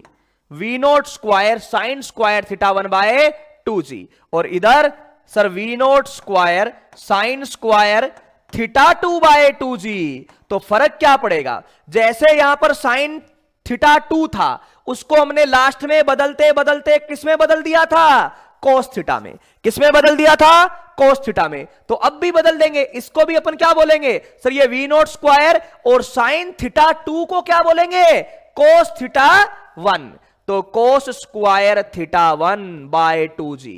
चलिए, तो यहां पर अगर आप भाग दोगे h1 बाय h2 तो कितना आएगा? सर इसमें इसका भाग दे दो, इसमें इसका भाग दे दो, तो वी नोट स्क्वायर से वी नोट स्क्वायर तो क्या हो जाएगा? कट हो जाएगा। Sign square theta 1 by cos square theta 1 क्या आ जाएगा? tan square theta 1। क्या आएगा बच्चों? tan square theta 1। उड़ीयन काल का जो अनुपात है वो tan थीटा के बराबर आया, और अधिकतम ऊंचाई का जो अनुपात है वो किसके बराबर आया? tan स्क्वायर के बराबर आया। किसके बराबर आया? tan स्क्वायर के। चलिए, अब लास्ट बात, आप मुझे ये बताइए रेंज का क्या फॉर्मूला होगा? R1 और R2 के बारे में क्या ख्यालात हैं आपके? जरा जल्दी से बता दीजिए। R1 और R2 के बारे में क्या ख्यालात हैं? रेंज क्या होगी? रेंज का अनुपात क्या आएगा बताइए? यह भी एक इंपॉर्टेंट चीज है, आपको याद रखना है। उड़ीयन काल के लिए आप क्या बोलोगे कि सर उड़ीयन काल के लिए tan थीटा 1 होगा, और अधिकतम ऊंचाई के लिए tan स्क्वायर थीटा 1 होगा। क्या होगा? tan स्क्वायर थीटा 1 होगा। तो रेंज के लिए क्या आएगा? जल्दी से बताइए। R1 bye R2। R1 bye R2 आज पढ़ लो, बाद में याद रखना है। और हरीश जी का सबसे पहला आंसर आया है कि सर 1 होगा। क्या होगा? 1 होगा। रेंज पर कोई फर्क नहीं पड़ेगा, रेंज का आंसर क्या आएगा? इक्वल होगा भाई बच्चों। R1 और R2 इक्वल होगी। कैसे? देखिए, रेंज का बड़े वाला सूत्र लगाओ। क्या फॉर्मूला है? 2v naught square sine theta 1 cos theta 1 by g। 2v naught square sine theta 1 cos theta 1 by g। बिल्कुल। और बालको यहां 2v naught square, 2v naught square यहां क्या आएगा? Sine theta 2 cos theta 2 by G. बिल्कुल। अगर मैं 90 माइनस थीटा वाला सूत्र लगाऊं बच्चों, सुनो, अगर मैं 90 माइनस थीटा वाला सूत्र लगाऊं तो इस साइन को अगर मैं कोस में बदल दूंगा तो ये कोस किस में बदल जाएगा? साइन में। तो बात तो वही रहेगी भाई। इस साइन को मैं कोस में बदल दूंगा तो कोस किस में बदल जाएगा बच्चों? साइन में। तो बात तो वही रहेगी। एक साइन कोस यहां है और एक साइन कोस यहां रह जाएगा। ये वाला साइन अगर कोस में बदलेगा तो ये वाला कोस साइन में बदल जाएगा। तो भाई सीधा आपको याद रखना है कि R1 और R2 बराबर 1। तो ये चीजें भी ध्यान रखनी है बालको। तीनों चीजें सुन लो। जब दो पार्टिकल को एक ही चाल से अलग अलग दो कोणों पर फेंका जाए, लेकिन वो कोण क्या है?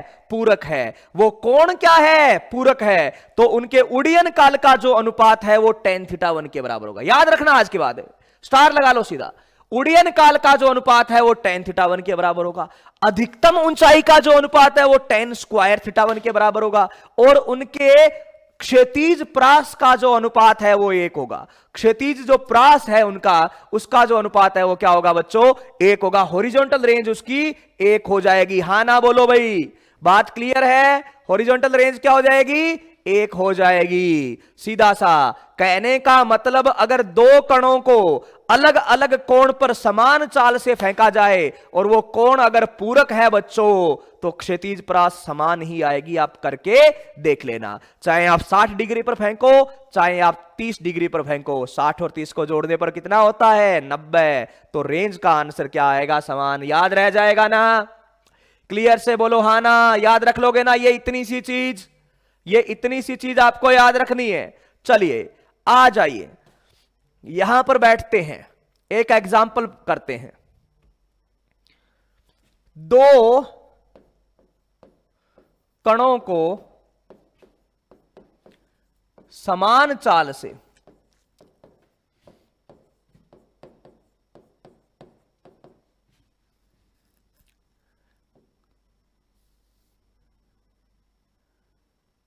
कोण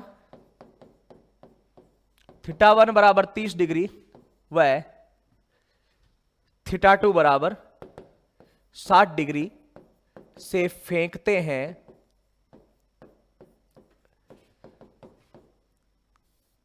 तथा पहले कण का उड्डयन काल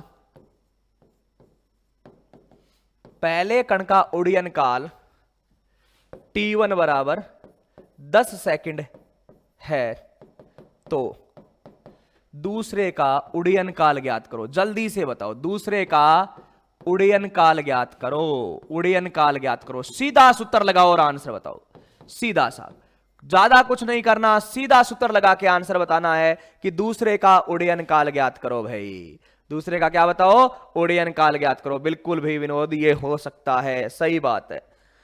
एक का उड्डयन काल आपको दे दिया है और दूसरे का उड्डयन काल आपको ज्ञात करना है। पहला θ1 है, दूसरा θ2 है, तो ये चेक कर लेना कि सर 60 डिग्री है, 30 डिग्री है, जोड़ने पर 90 आ रहा है कि नहीं आ रहा। सूत्र तभी लगेगा जब जोड़ने पर 90 आएगा, वरना नहीं लगेगा। सूत्र तभी लगेगा जब जोड़ने पर 90 आएगा। चलिए,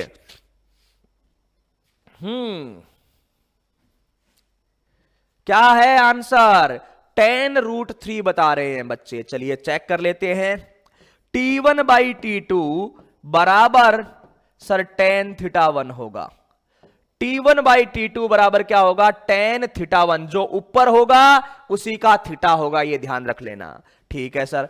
t1 कितना दे रखा है? 10 दे रखा है यहां पे। t2 पूछा है।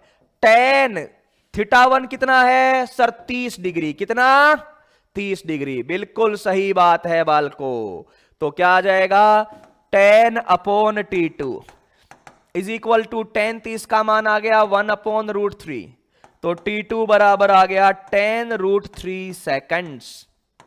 यानी t2 बराबर आपके पास ये इतना ही छोड़ दो, या फिर 1.73 इसकी वैल्यू बोलते हैं, तो कुछ लोग इसको 17.3 सेकंड भी लिख देते हैं। ऑप्शन में दोनों में से जो भी हो टिक कर देना, जो भी हो वो क्या कर देना बच्चों? टिक कर देना। तो t2 बराबर कितना आ गया? 17√3 सेकंड्स। सीधा सा आंसर। बिल्कुल सही बात है भाई, सब बच्चों ने सही आंसर दिया है। हाँ ना बोलो, किसी को कोई गड़बड़ है यहां पे? किसी को भी कोई प्रॉब्लम लग रही है इस क्वेश्चन में? सीधा सा क्वेश्चन है आपका, सीधा सा चेक कर लिया कि सर कॉम्प्लीमेंट्री एंगल पे है, कॉम्प्लीमेंट्री एंगल पे है तो θ1 और θ को जोड़ के चेक कर लिया, 90 आ रहा है। तो t1 और t2 का जो अनुपात है सर जी, वो हमारा आ गया 1/√3, जिसमें से t1 10 दे रखा था, t2 आपसे पूछा था, तो आंसर सीधा सा आ गया tan√3। बिल्कुल सही बात है भाई, सब बच्चों ने लिखा। एकदम इजी सा क्वेश्चन था। क्या? इजी सा क्वेश्चन था। चलिए अब एक और इसी का एक पार्ट कर दीजिए। क्या? उपरोक्त प्रश्न में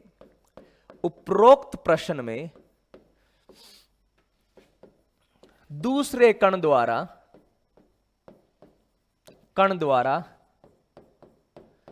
तय की गई अधिकतम दूरी ज्ञात करो। क्या ज्ञात करो? अधिकतम दूरी ज्ञात करो। दूसरे कण द्वारा तय की गई अधिकतम दूरी ज्ञात करो।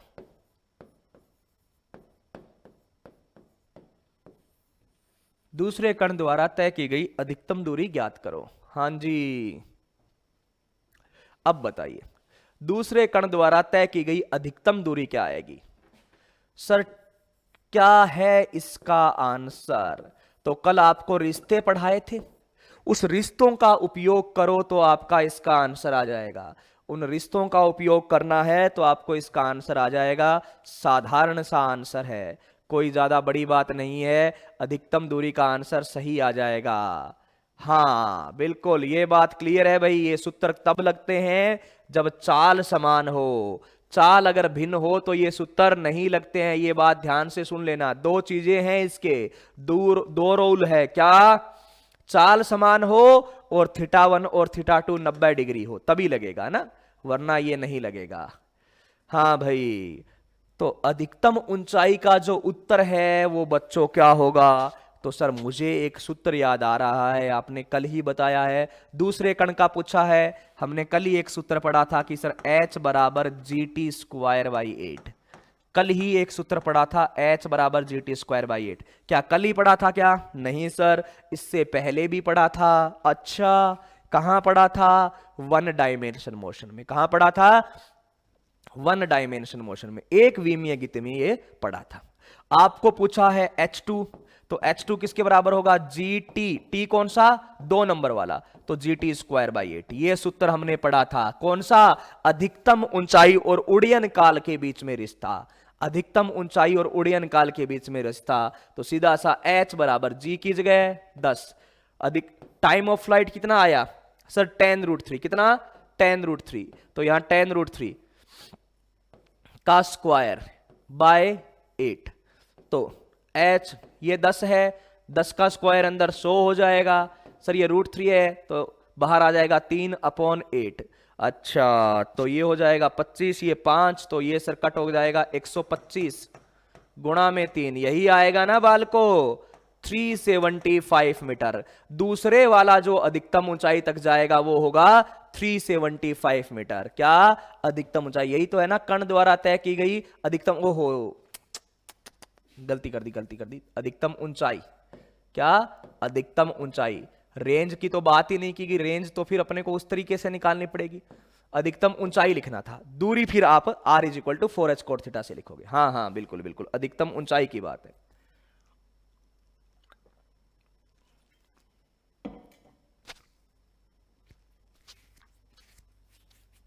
अधिकतम ऊंचाई की बात है, बिल्कुल सही बात है भाई।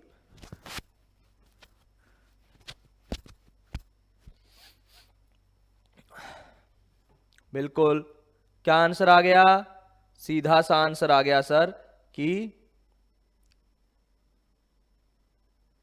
375। अच्छा, अब सर अगर रेंज लिखी हो तो? सर रेंज लिखी हो तो कोई दिक्कत ही नहीं है। अगर रेंज निकालनी हो तो r बराबर, तो सीधा सा फॉर्मूला है ही अपने पास, 4h cot थीटा। रेंज निकालनी हो तो 4h cot थीटा। अब सर रेंज तो दोनों से ही निकाल लो, बिल्कुल सही निकलेगी। आप किसी से भी निकाल लो, रेंज का आंसर तो वही आएगा। तो सर मैं कौन से निकालूं? तो कहानी क्लियर है भाई।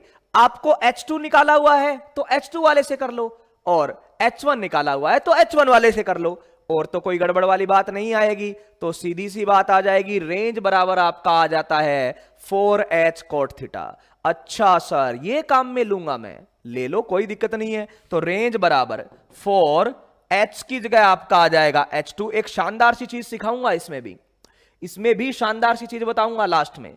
h की जगह H2 लिखोगे तो यहां पर थीटा में थीटा 2 आ जाएगा, और h की जगह अगर आप H1 लिखोगे तो थीटा में थीटा 1 आ जाएगा। अगर रेंज निकालना है आपको तो 4h cot थीटा लगा दो, ये भी तो कल ही सीखा है ना, लगा दो कोई दिक्कत नहीं है। अच्छा सर, H2 लिखो तो cot थीटा 2, H1 लिखो तो cot थीटा 1, कहां दिक्कत है, लगा दो। तो रेंज बराबर 4h2, H2 की जगह 375, cot थीटा 2, थीटा कितना है? 60 डिग्री, तो cot 60। और बच्चों cot 60 का मान होता है क्या? cot 60 का मान कितना होता है? थीटा 2 60 है ना, तो cot 60 का मान होता है 1/√3। तो आंसर आ जाएगा 4 × 375/√3 मीटर। 4 × 375/√3 मीटर। क्लियर? बोलो हाँ ना, कहानी क्लियर है ना? 4 × 375/√3 मीटर आ जाएगा। अगर आपको थीटा बोला जाए कि सर हमें रेंज बताओ, अधिकतम दूरी बताओ, तो दूरी के लिए फॉर्मूला क्या हो जाएगा? 4h2 cot theta. अब जो h ले रहे हो वही थीटा ले लो, जो h ले रहे हो ना बालको वही थीटा ले लो। सर मैं h2 ले रहा हूं, क्यों? क्योंकि वो निकाल रखा है सर, तो कोई बात नहीं, h2 ले रखा है तो h2 तो थीटा 2। अगर h1 निकाला हुआ होता तो थीटा 1।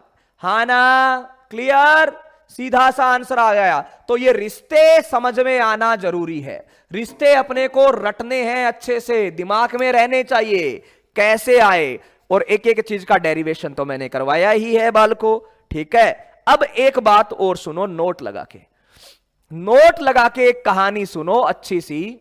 वो ये है कि दो अलग अलग थीटा पर फेंका, तो रेंज अगर मैं बोलूं पहले के अकॉर्डिंग आएगी 4h कोट थीटा 1, दूसरे के अकॉर्डिंग आएगी 4h कोट थीटा 2। बस, चाहे रेंज ऐसे निकालो या ऐसे निकालो सेम आएगी, यही तो बोला मैंने, ऐसे निकालो या ऐसे निकालो सेम आएगी, ठीक है सर। तो अगर मैं ये बोलूं कि इन दोनों को जोड़ो, अगर मैं ये बोलूं कि आप इन दोनों को जोड़ो, तो क्या आता है? अगर आप यहां पर H1 और H2 को जोड़ते हो तो क्या आता है बच्चों, ध्यान से देखना। तो यहां से H1 क्या है सर? H1 है R/4 cot theta 1।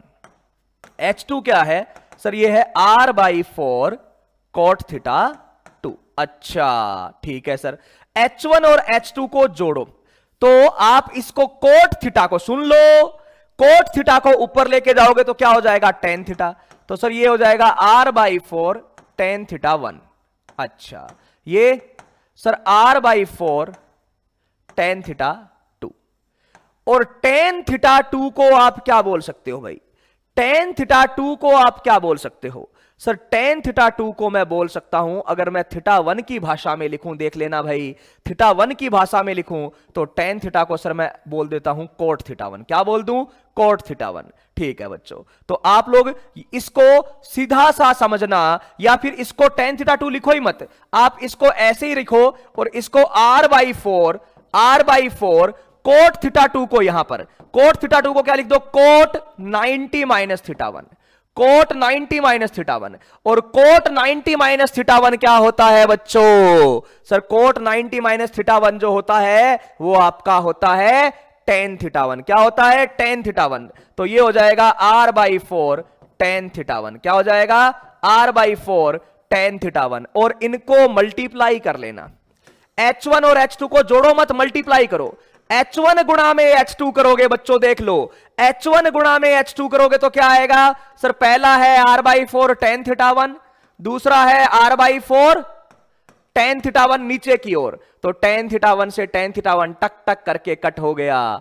4H1 H2 बराबर R², तो R बराबर होता है बच्चों 2√H1 H2। हमेशा याद रखना, अगर आपको स्टार लगा लो इस चीज के भी अलग अलग तरीके से, एक पार्टिकल को अलग अलग तरीके से फेंका गया, एक पार्टिकल को अलग अलग तरीके से फेंका गया, सीधा याद रखना है, एक पार्टिकल को समान वेग से दो अलग अलग कोणों पर फेंका जा रहा है, समान वेग से दो अलग अलग कोणों पर फेंका जा रहा है, तो आपको पूछा जाए कि सर पहले में अधिकतम ऊंचाई ये है, दूसरे में अधिकतम ऊंचाई ये है, आप रेंज बताओ कि उनकी क्षैतिज रेंज क्या होगी, तो इस तरीके से करेंगे। कैसे? हालांकि डेरिवेशन इंपॉर्टेंट नहीं है, आपको यह बात याद रहनी चाहिए, लेकिन फिर भी मैं आपको करवा देता हूं एक बार कि भाई अलग अलग एंगल पर फेंकेंगे। सुनिए, तो सर फॉर्मूला होता है 4H1 कोट थीटा 1। सुनिए, R बराबर 4H2 कोट थीटा 2।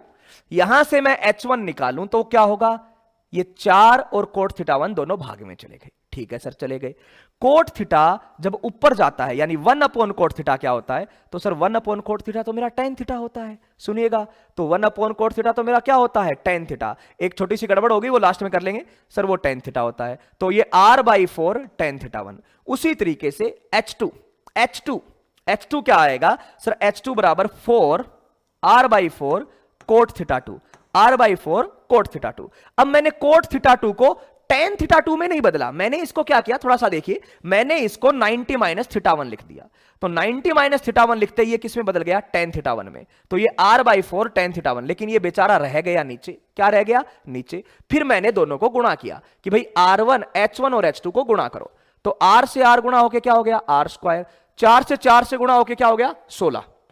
या कितना आएगा? 16। उसको मैंने इधर भेज दिया, और टेन थीटा 1 को टेन थीटा 1 से गुणा किया तो क्या हो गया? कट हो गया। ठीक है सर, तो यहां पे 4 से जब गुणा होगा तो 16 होगा, और जब रूट से बाहर आएगा बच्चों तो ये 4 होगा। तो सूत्र ये याद रखना है, R बराबर 4√H1H2, R बराबर 4√H1H2। और ये दिमाग में बिठा लेना बच्चों, लास्ट तक चीजें याद रहनी चाहिए कि जब भी किसी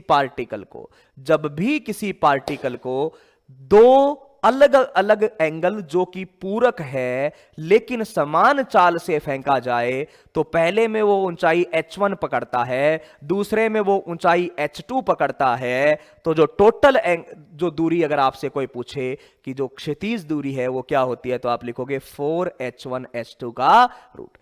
ठीक है ना, सीधा लिख दोगे √4h1h2, सीधा सा आपका आंसर आ जाएगा, कहीं पर गड़बड़ नहीं होगी। तो चलिए भाई बच्चों, आज की इस क्लास में इतना ही, कल आते ही इस बात पर करेंगे क्वेश्चन। ठीक है, आप सबको बहुत बहुत धन्यवाद। धन्यवाद भाई हितेश, धन्यवाद। तो आज की इस क्लास में इतना ही, जुड़े रहिए उत्कर्ष क्लासेस से। Thank you.